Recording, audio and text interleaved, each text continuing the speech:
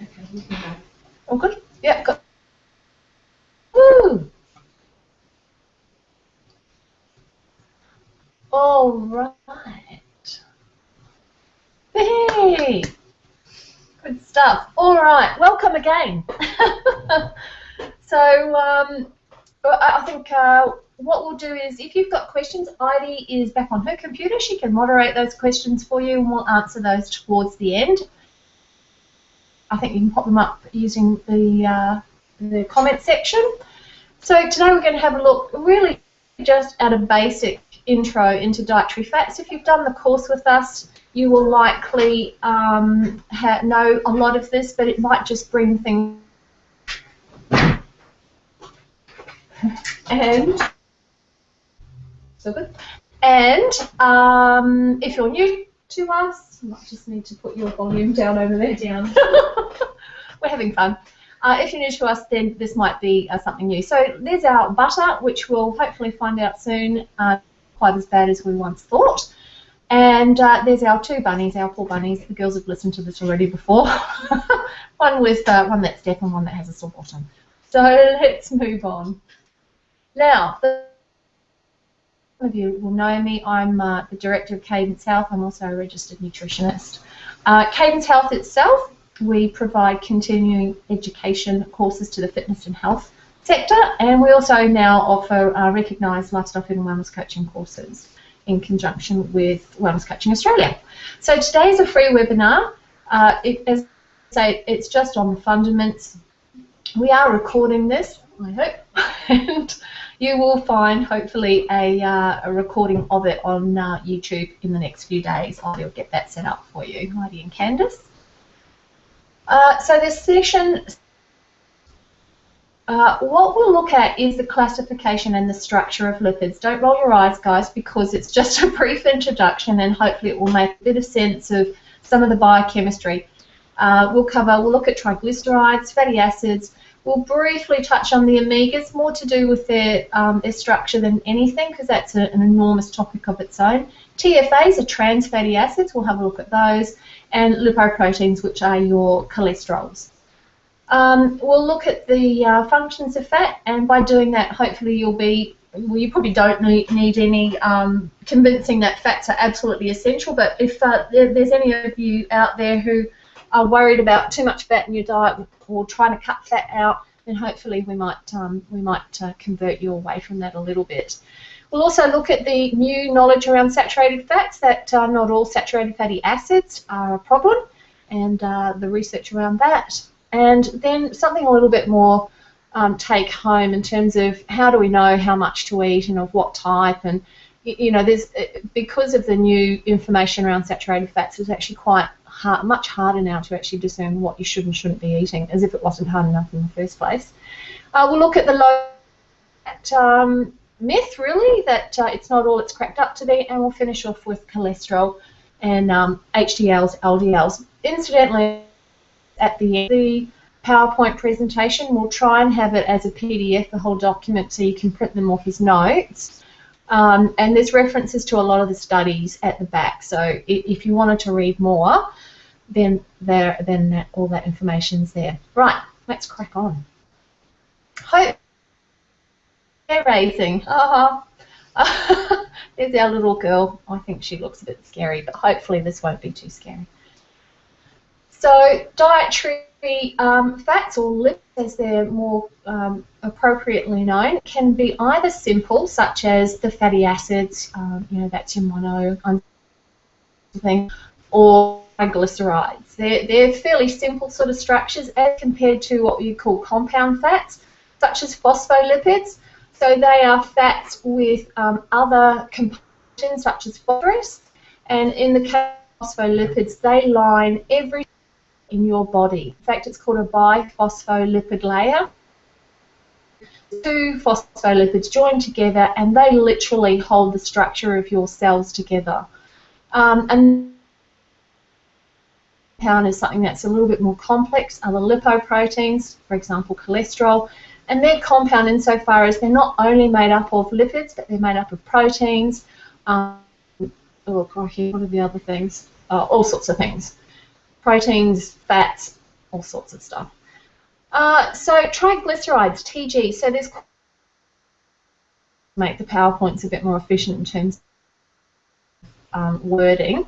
So TGs, triglycerides, are our most simple fat, and in fact 98% of all the fats you eat in your diet come in the form of a triglyceride. On the bottom right-hand side of the screen, you'll see a triglyceride, a very sort of schematic view of a triglyceride. So it has a glycerol base. That's kind of like the handle. And off the side of it, there are 3 fatty acids. So tri, meaning 3, glyceride is the glycerol. Now, those fatty acid units can actually be taken up by any combination of the 3 fatty acids that we have in nature.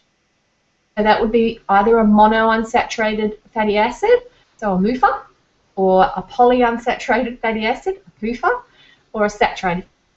So the amount of any one of those fatty acids on that triglyceride will determine the amount of, or the type of fat that might, for example, butter.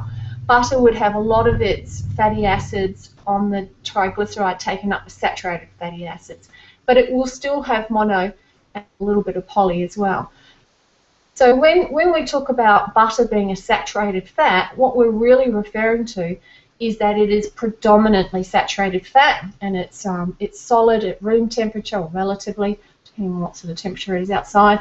It's quite stable to heat and reasonably stable to light. Okay, so that's the basics. Let's have a look at the fatty acids. Now, when we talk about fatty acids, one of the things that we need to be mindful of is the saturation. Now, I want you to just cast your eye down to the image down the bottom. So here's a bit of biochemistry for you. I think that's oleic, yeah, oleic acid. Now, if we were to just look at the carbon, the first carbon on the left-hand side, so the C's are carbons and the H are hydrogens and the O's are oxygens. So CHOs, they're similar, I guess, to a carbohydrate, only the bonds are slightly different. Every carbon in nature has 4 limbs. Let's say they're limbs. You would call them bonds. So if you look at the first carbon, there are 4 lines coming off that carbon. Every one of those carbons has 4 lines coming off it, even though the carbon in the middle has 2 lines joining another carbon. I hope that makes sense. So carbon has the ability to attach to up to 4 different other atoms, which are largely going to be hydrogens. If that carbon in the middle had hydrogen as well as the one next to it, just the same as all the others, and it had no double line, which is a double bond, we would call that a saturated fat. So saturation, or a saturated fat, is where every carbon limb or bond, all 4 of them, are taken up with a hydrogen, other than obviously the carbon next to them. So it's completely saturated with hydrogen. That's a saturated fat. So a mono unsaturated fat, mono of course means 1, means that there is one of the bonds that is unsaturated. So we can see that on this oleic acid example, if we count from the left-hand side, the first carbon, we go along to where the first double bond, oh, scrap that, I'll come back to that actually, that's to do with omega. We can see that that carbon right in the middle has a double bond. Now what that means in terms of lipids is that the double bond means it can do a lot more in nature. It means we can use it as a fuel much easier.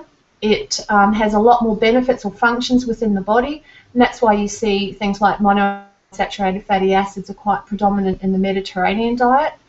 And also it's less stable to light and heat, simply because it can do more by either breaking or reforming that bond.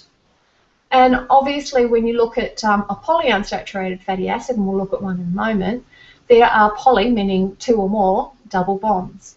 And that increases even further the function of that fat. It is even less stable to light and heat. These are the sorts of things like safflower and sunflower oils, particularly virgin, not the winterized ones that you commonly see in the supermarkets where it's like water, but the proper first cold-pressed ones. Because they're predominantly polyunsaturated fatty acids, They need to be kept in the fridge, and they'll often oxidize quite quickly, up to about 6 weeks, and then they go off. So they're not really for cooking, they tend to be more for eating, and obviously give you a lot more health benefits as well, and we'll look at those in a moment. Okay, so hopefully I haven't lost you all. I can hear Heidi typing over there, everyone's going okay. Let's just have a quick look at why we need fat, that really we can't go without it. So I've divided the functions, the basic functions, into two sort of classes or groups. There's nutrient functions. In terms of dietary fat, it's really important because it transports our fat-soluble vitamins, A, D, and E.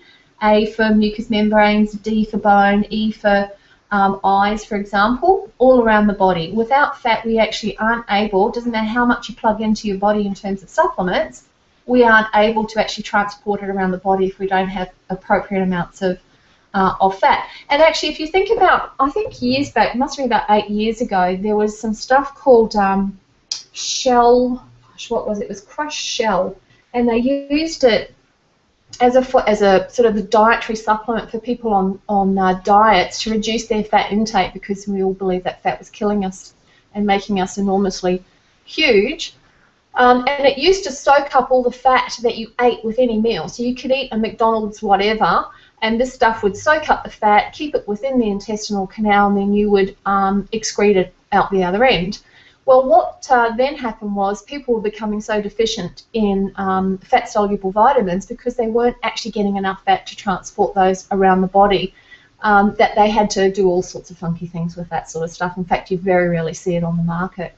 So another function is that a dietary fat provides us with our EFAs, essential fatty acids, and those obviously are the fatty acids that our body can't produce and we have to eat or gain from our diet.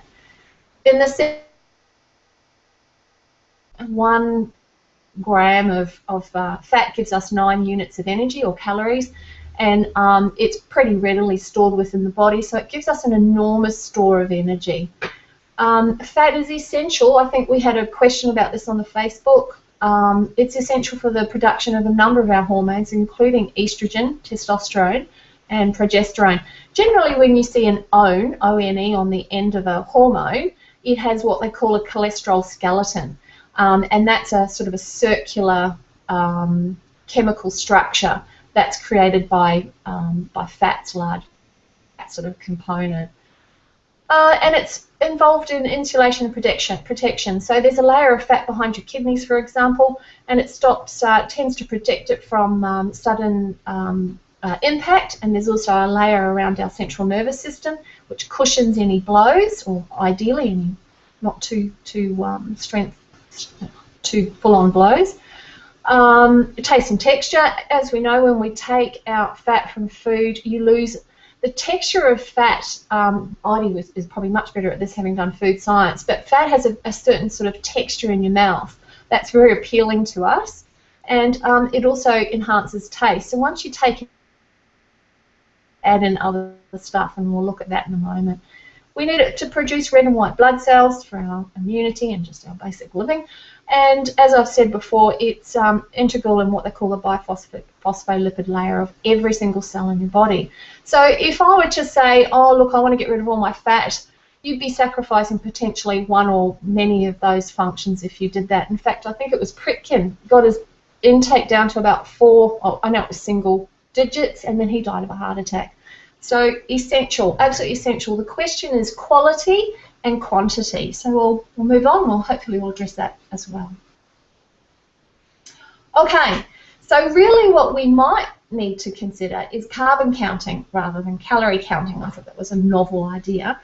What I want to do is just go through the classification of saturated fats for you, and just give you an insight into some of the more current information about which fats are bad and why, and so on. So, as I said before, we were going to have a look at a saturated fat. So you should see stearic acid sitting there in front of you. Now you should be able to look at that and automatically be able to say that's a saturated fatty acid. So stearic acid is largely found in meat. On the left-hand side of the carbon, of that carbon chain, is what they call the methyl end. So that's the C and then H3. You can see it has a carbon and 3 hydrogens attached to it. On the other end, it's got a COOH, and that's called the carboxy acid end, I think, if I remember right. But anyway, we can call it the acid end. And that has a lot to do with, and we won't go into it, but it has a lot to do with hydrophilic and hydrophobic, whether the compound is attracted or repelled by water. But that's a little bit more advanced. We'll look at that maybe another day. So if we were to count the carbon chains in this particular fatty acid, we would go 1, 2, 3, 4, 5, 6, 7, 8, 9, 10, 11, 12, 13, 14, 15, 16, 17, 18. This fatty acid, stearic acid, is a C18 saturated fat. Okay, now that's important because it's the shorter chain, C4 through to C12 fatty acids, that appear to be the issue. Just keep in mind, we thought for 30 years saturated fats were bad, so never say never. It's also important, the actual carbon chain, in terms of omega-3s, so or just the omega, how we recognise what an omega-3 is compared to a 6 or a 9. So we've got the example of linoleic acid there as the second image. Now, how we know that this is an omega-6 is if you count where the double bond starts from the methyl end, that's the left-hand side, and if we count that, 1, 2, 3, 4, 5, 6, it starts on the 6th carbon, so linoleic is an omega-6. So an omega-3 would start on the double bond would start on the 3rd carbon from the methyl end. And that's pretty much, I'm really not going to go into the omegas because they are enormous, enormous area in themselves. Okay, let's go on. So acids are not all bad, supposedly. So we'll just keeping in mind, like I've said, that this is all fairly new, and it is quite a difficult area to research because, as I said, if you look at that that chart and look at any of those fatty acids, you can see that there's a great overlap between the foods and which foods have which fatty acids. You know, coconut has a number of those fatty acids ranging from the short ones to a longer one. So it makes it quite difficult to test and to get results. But anyway, they're starting to come through now.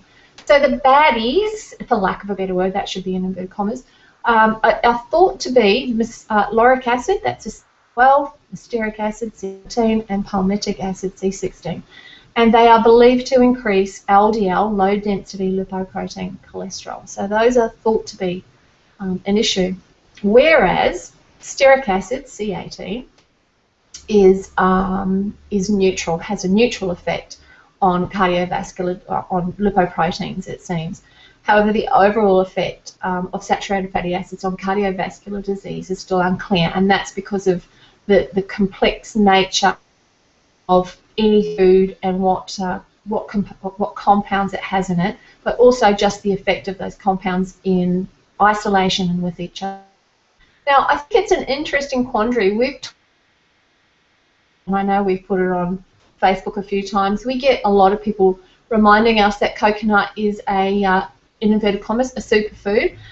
That's questionable. If we look at the saturated fatty acids that are in coconut predominantly, so 8% is palmitic, rustic, it's largely, so 44% roughly, depending on where you get it from, lauric acid. And they're classed as MCTs, medium chain triglycerides, 6 to 12 unit or carbons long. Now, MCTs are quite popular in sport with athletes because apparently you can use these shorter chain fatty acids for an energy source. So it just gives you an example. If you consider that it has a number of the fatty acids that are thought not to be good for you, yet there we find examples of where it's potentially being used as a source of energy. So it's just not a simple area, which of course makes it really difficult for consumers. You can't just it's not relevant anymore to say that you should just avoid all foods with saturated fats. It's really not that simple. So I've put it, I think I put the reference Gary Torbs at the end. He is the person who kind of uncovered it all. So for 30 odd years, what we thought was researched, that saturated fats increases lipoproteins and cardiovascular disease risk and all those sorts of things, and even obesity, was actually never researched. It was an assumption that was made. I think it was, look, I won't stick my neck out, but anyway, it was made by a group, and it was never researched. There was never any science behind it, and it's only really just been uncovered in the last sort of 5 years, and finally making it through to mainstream. So it's interesting what goes on within nutrition.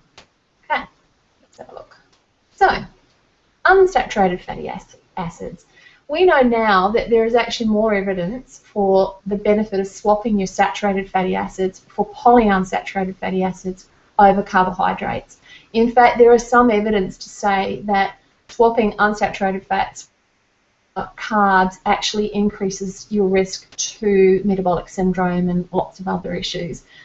So all the benefit, all the evidence so far points to polyunsaturated fatty acids being the best remedy, I guess you could say. Okay. So as I've said, we'll leave omegas to another day, but the chart on the right-hand side just goes through some of the unsaturated, the monounsaturated fatty acids, and then the polys, which are divided into your essential. So we can't, those two we cannot gain from our diet. We can't make ourselves. We have to gain from our diet. And as you can see, just because they're essential doesn't mean they're omega-3s. I think a lot of people confuse omega-3s for essential fatty acids. One of them is actually an omega-6. And then the non-essential are listed there as well. Keep in mind, probably the biggest issue around omegas is that we tend to consume far too much omega-6s and not enough omega-3s. Okay, so, and the exact ratio and amount is still hotly debated. We don't really fully know. So let's have a look at the current ones from the Food and Agricultural Organization of the UN. They're probably the only people that, well, to date, who've really got any reasonable guidelines that take into account the different fatty acids in their chain length. So they've said, and I like that quote, regarding total fat, for example, several recent reports of prospective observational studies found either no or small associations between total dietary fat intake and obesity, weight gain, coronary heart disease, and risk of cancer. That's a huge statement considering the last 30 years. So in line with that, FAO suggests, and I think I put the reference in for that as well. If you want this particular document, just email the office and we can send you a copy. The FAO suggests there is convincing about levels of evidence. Convincing is the I think the highest, and then underneath that there's two other levels of the wording escapes. I feel confident that C12 to C16 fatty acids increase LDL, that's your bad cholesterol, low density lipoproteins, and total HDL ratio. So in other words, there's more LDLs to HDLs, your high density lipoproteins, which is the good cholesterol, in comparison to the monounsaturates or the polyunsaturates. So they increase LDLs, but there is actually no effect on total HDL. So what the increased ratio is purely an increase in LDLs. They don't, apparently, they don't appear to reduce good cholesterol, so that's something, I guess, in comparison to carbohydrate. I meant to take that out because I can't quite fully remember what that relates to, so you might want to just cross that out. And they're forced to C16s, just to remind you. Now, having said that, again, I really want to point out that we can never be 100% on anything, and that's the reality, and that's why when we look at the ways to improve your diet, you'll see that they're not based on science, they're based more on logic and just common sense. The consumption of dairy, saturated fat, is actually inversely associated with cardiovascular risk. So we know, even though if you look, there's dairy, it's got a lot of C4, C6 in it, that there is something about the way it comes in as a food that actually reduces your risk of heart disease. So all of us who've been out there drinking our low-fat milk and eating our low-fat cheese and all those things, they think it's the calcium, incidentally. It actually hasn't really had any positive effect on our risk of heart disease. And I'll have a comment on that. A lot of you might be balking at the thought of someone with heart disease going back onto full fat, but there's a point to this in a moment. So just to highlight how really tricky it becomes. Okay, moving on. So the low and low on evidence era. Now most of you will know this if you've been with us for a while, that low-fat products tend to be high in sugar, and most of you will also know that sugar is what stimulates insulin in our body, because that's what opens the doors in our cells to allow sugar in to be utilised as fuel. And insulin also is what's called our fat storage hormone. It prevents fat from coming out of cells, and it prevents us from using it as a fuel. So having a product that's high in sugar and low in fat really isn't helpful. And the other thing is, because they've taken out, whoever is producing the product, they've taken out fat, of course something needs to go in to make it taste better, because fat makes food taste good, so often they're high in salt. So I think if we look back, even anecdotally, if we look back at the low-fat era where there's been billions of dollars spent and made on all of these sorts of products, we can know that it hasn't worked. If it was going to work, there would be strong evidence by now. So low fat is probably not an effective method to help someone change with body shape. The evidence, it does not support that low-fat products have been effective in weight control. There is increasing evidence to show that it does not work. So there's a meta-analysis by Nordman, references there, where they compared the effects of a low-carbohydrate diet versus a low-fat diet. And the low-carbohydrate diets were more effective in inducing a weight loss after 6 months, but the effect didn't last beyond 12 months. So, really, for something to be an effective weight loss management, it has to last a lifetime, and there's not many of those that do. And here at Cadence Health, we focus very much on the non-diet health approach, which I'll talk about again in a moment. We don't count calories.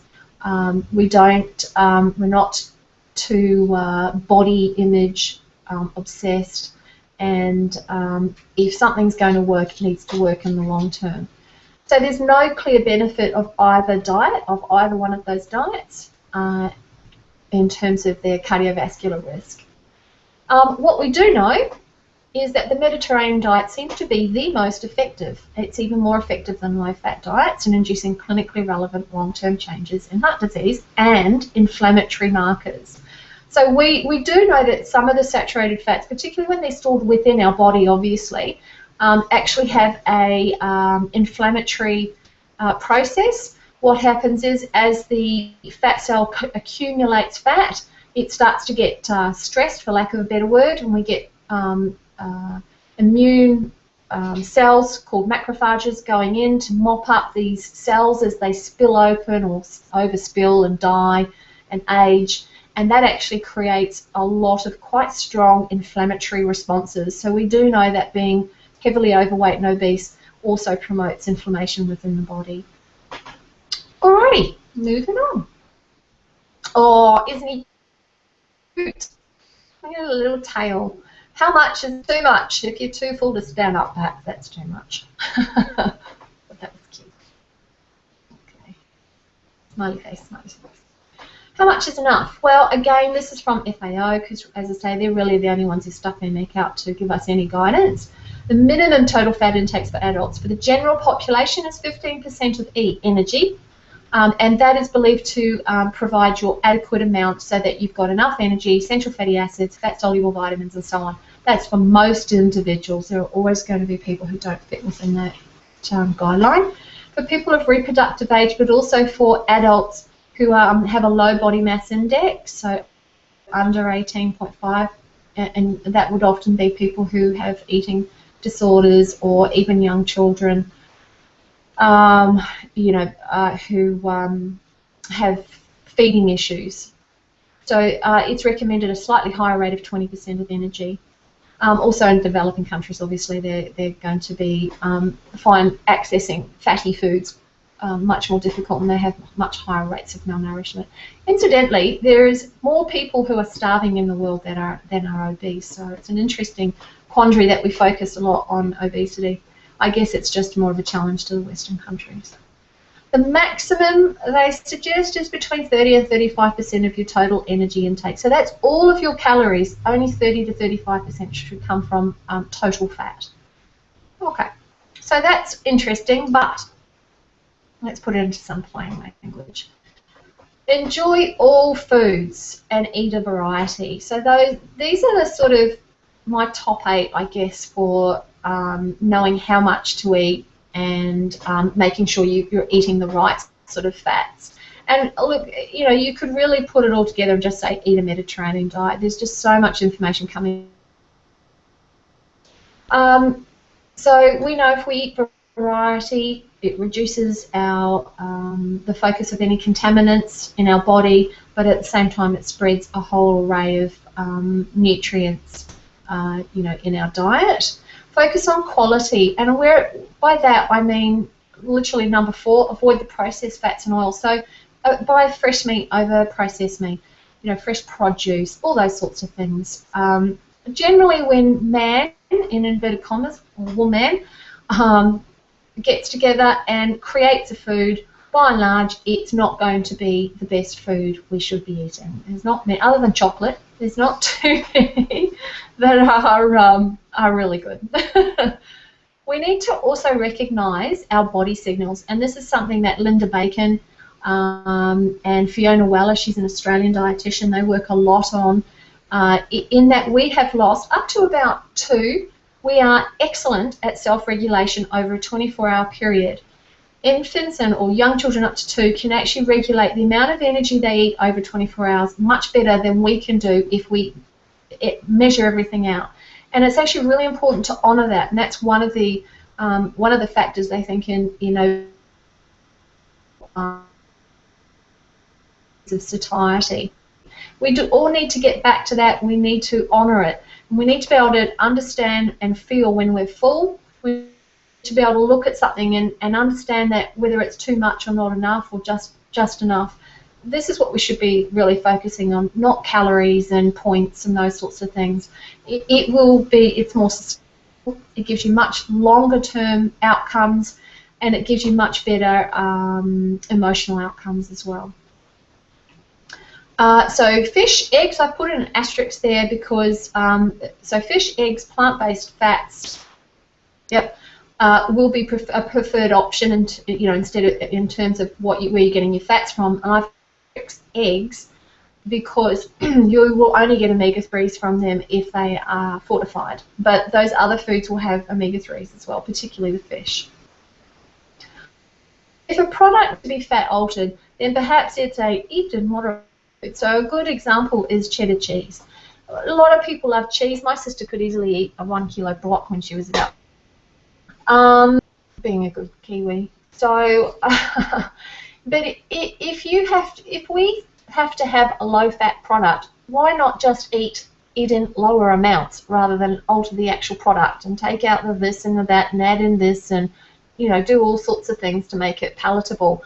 If it's a high-fat product and we don't think we should eat much of it, rather than spending more money on foods that are probably less better for us, eat the food in moderation. It really is that simple, in my mind anyway. Even though fat has lots of energy, it's not just about cutting back. It's about using your food as fuel, and that's probably one of the biggest areas that diets, in inverted commas, has negated, is that if you are already overweight, you have money in the bank. And the only way that you can actually reduce that is to spend it, quite literally. So you can go all the low fat and low whatever you want, but the fuels that you have stored in your body will only start to decline once you start to move about. That cannot be underestimated. So it's all about that sort of balance. Alrighty, how are we going? Cholesterol. So I think this is last slide. Dietary cholesterol, the stuff you eat, is not the issue. Oh, I meant to take that out. Ignore that. You don't see a fat prawn having a heart attack. I put that in as a joke to myself. You see products touted with cholesterol free and blah blah blah. Well, that's utterly irrelevant. The cholesterol you eat in your food is not in any way processed or has the same effect as the cholesterol you produce in your body as a response to trans fatty acids and certain saturated fatty acids. And really, increasingly, we as consumers need to be very aware of trans fatty acids. And those you will find in your salamis and your other processed foods. Some donuts, they've improved those a lot now. They used to be huge and they've dropped right down the actual amount. But the big one in Australia is microwave popcorn, interestingly, to do with the type of butter or oil they use in the production. Heidi and Candice could probably answer that better than me. So your body produces cholesterol only in response to those compounds. It doesn't produce cholesterol in response to dietary cholesterol. Another thing just to keep in mind is that not all cholesterol is bad. So HDLs, high density lipoproteins, actually mop up the bad cholesterol, the LDLs. So it's not all about cutting cholesterol back. There are certain foods like garlic that are touted to be to assist us in increasing our HDLs. So that we shouldn't just look at food as something we need to limit and restrict. There are lots of foods we actually need to bolster and really enjoy. And lastly, a one-off cholesterol reading in a supermarket or in a shopping centre, it doesn't really give you much information. You need to have a fasting blood cholesterol test. And, sorry, that's my reminder. Okay, sorry, hang on, guys. Oops, okay. So if you have a cholesterol reading of, say, 7, that may be made up of, or you may have high HDLs and your LDLs might be in reference. So one-off cholesterol readings really aren't relevant. You need to have a proper test done. Okay. And there's some references. So I thought they were quite good references about some of the latest on fats. A couple that I've mentioned, the meta-analysis in the Mediterranean diet. There's Gary Taubes there. And Linda Bacon, Health at Every Size, is the big one in terms of the non-diet approach to health.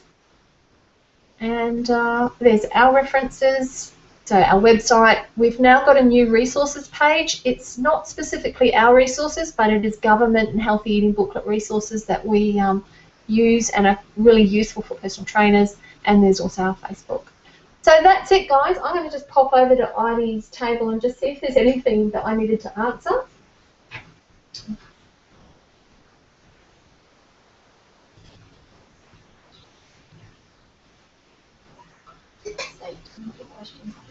Okay, any questions? Pop them up on the comments board, and Ida will just read them out to me. It sounds like she's been answering them as she's been going along anyway.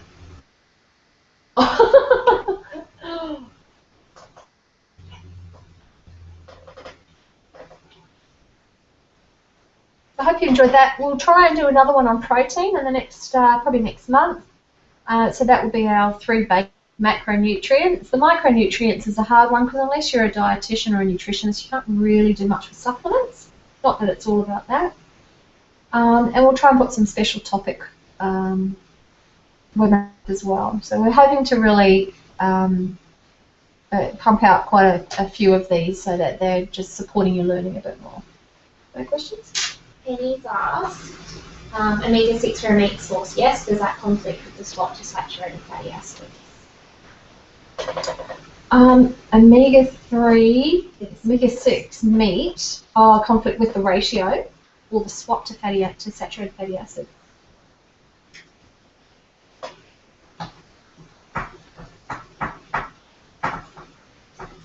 Hold on, Petty, sorry, I'm coming.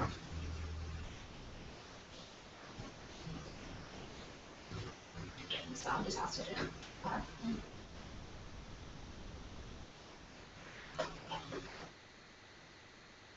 So meat has arachidonic acid. It has a number of different omega-6s, and it has some omega-3s depending on the type of meat you're talking about.